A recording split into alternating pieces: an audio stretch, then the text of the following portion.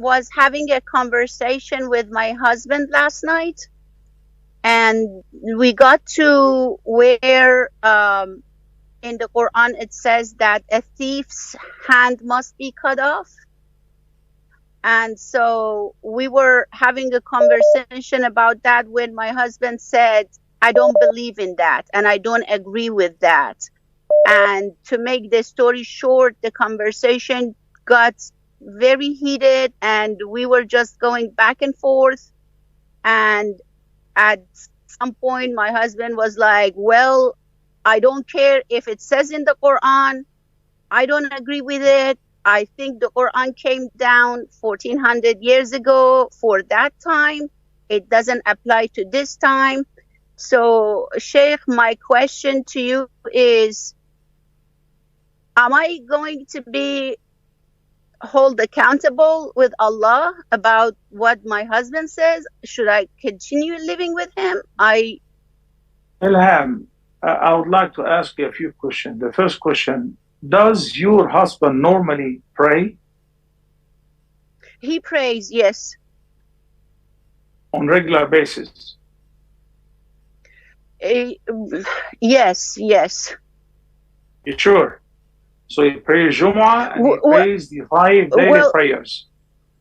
The thing is that I have to force him. I'm sorry, but I just push him to pray as much as I Sister can. Ilham, with my due respect, even if you said, yes, he prays on regular basis and he prays the Nawafil and he's regular on Jumu'ah, I wouldn't believe it, to be honest with you. A person who risks his prayers and he says, I don't believe in what Allah said and it is not correct and it doesn't work nowadays, his prayer is invalid. It's as simple as that. The second question I want to ask you, is he born Muslim? Does he belong to an Arabic background, Indo-Pak background, or is he a revert? Okay, so he is originally from Iran, and he was born a Muslim, but I'm sorry to say that I used to be a Shia, and I have become a Sunni, and I follow the Hanbali mazhab. But and my husband is the same. He was a Shia, but I forced him to become a Sunni. I'm sorry. And I mean, to be honest with you, I feel like if I leave him, he would leave Islam altogether. Like, I am in a very bad situation. On one hand, I don't want to leave him because I'm afraid that he would leave his prayers and everything that Ilham, I have worked so. Ilham, do you have kids with him? I'm sorry, what did you say? Do you guys have kids together? No kids. Okay. Now you can listen to the answer, and this is all what I needed to hear from you.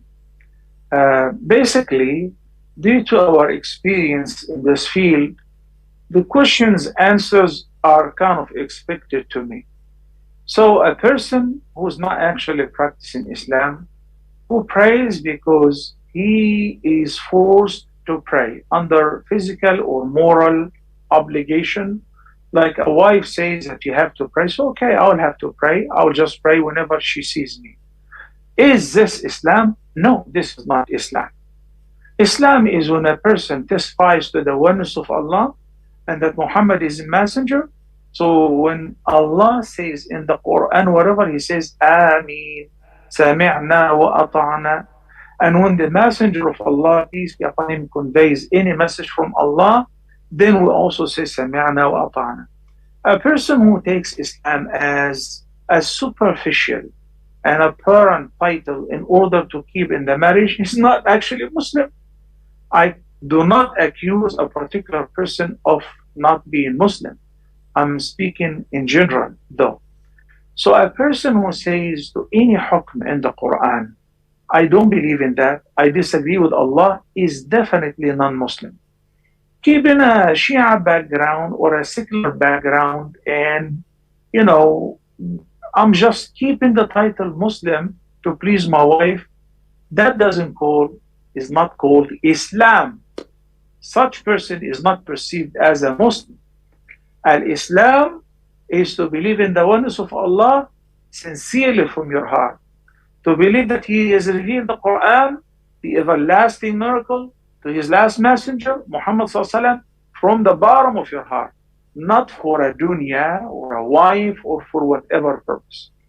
Having both of you living in the USA, if I may ask, if you're living in Texas, for instance, the law of the capital punishment is very strict and applied. Correct? Can you dare to say, I don't believe in this law and I'm against it? Who cares about your opinion?